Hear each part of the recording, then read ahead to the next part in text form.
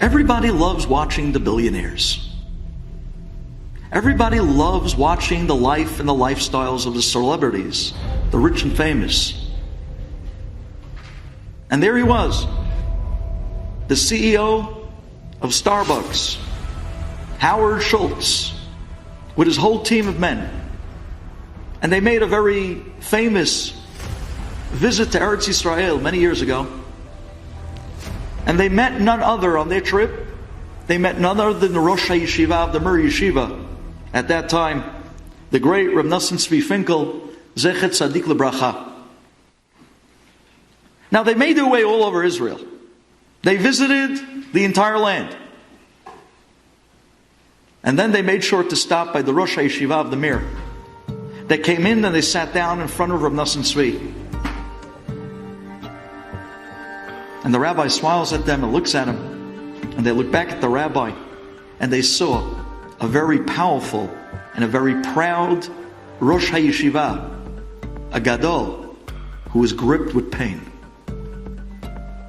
Anybody knows a little bit about Reb Nosson Tzvi Finkel knows that he suffered terribly from Parkinson's disease. And he sat in front of them with his arms gripped, and he was shaking. But behind the shaking and the pain, there was such a smile of a serenity of what a true Talmid Chacham reaches when they find the depths of Torah in life. And they looked at the rabbi. And the rabbi looked back at Howard Schultz. And he smiled. And he said to Howard Schultz, "Tell me, what did we learn from the Holocaust?" Howard Schultz looks back at the rabbi and says, "Rabbi, we learned from the Holocaust, never again." The rabbi says, very nice. He turns to the next guy in the group of partners of the Starbucks crew. "So what do you think? What did we learn from the Holocaust, my friend?" And he said, "Rabbi, we learned that we need an army. We need to fight this time." Very nice. He turned to the next guy. "What do you think we learned from the Holocaust?" He says, "Rabbi, I don't know, but I see you getting at something. You tell us.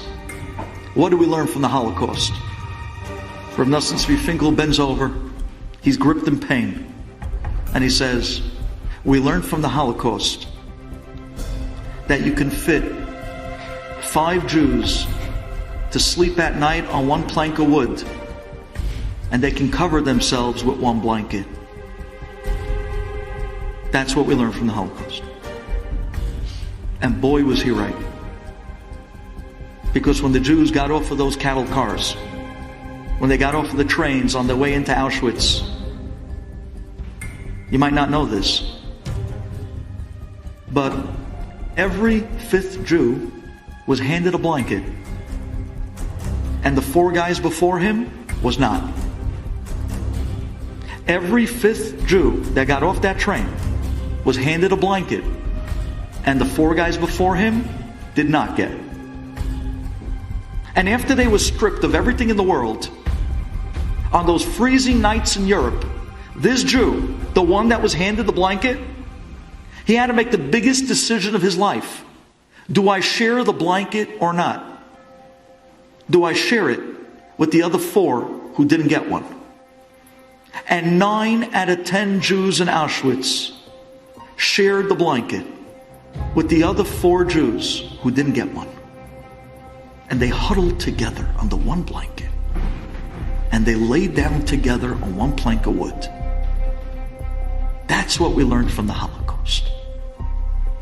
Reb Nosson Tzvi Finkel looks back at Howard Schultz and he says to him, "Mr. Schultz, God gave you a blanket. Now go out and spread your blanket all over the Jewish people. Go out and help the Jewish people." Howard Schultz and his men, they didn't see this one coming. They were moved by the rabbi beyond.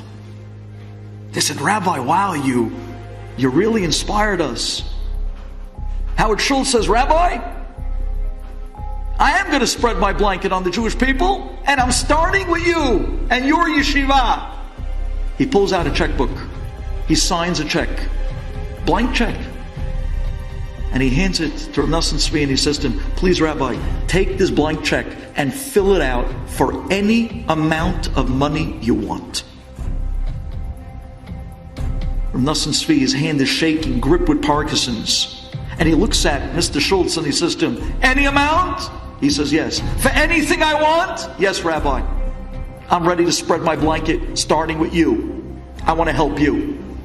At that time, the Mir Yeshiva was running a $2 million budget a month. A month. Rav Nosson Tzvi takes the checkbook, his hand is shaking. He pulls out a pen. He starts to fill out the checkbook with his hand shaking.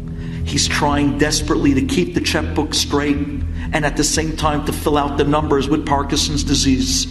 He finally fills out the checkbook and he fills out the check for $1,200.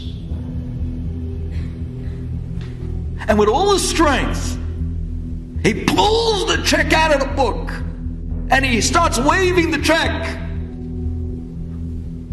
And Howard Schultz looks at the rabbi and says, that's it? You made the check for $1,200? Rabbi, you could have made it for any amount you wanted. Rav Nosson Tzvi says, yeah, I know. But Rav Nosson Tzvi leans over and says, do me a favor. He hands Howard Schultz the check for $1,200. And he says to him, you want to do me a favor?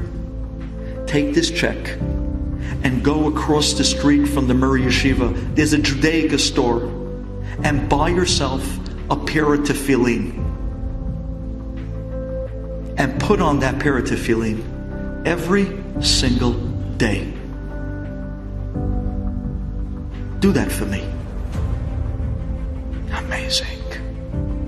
Amazing what Gedolim are.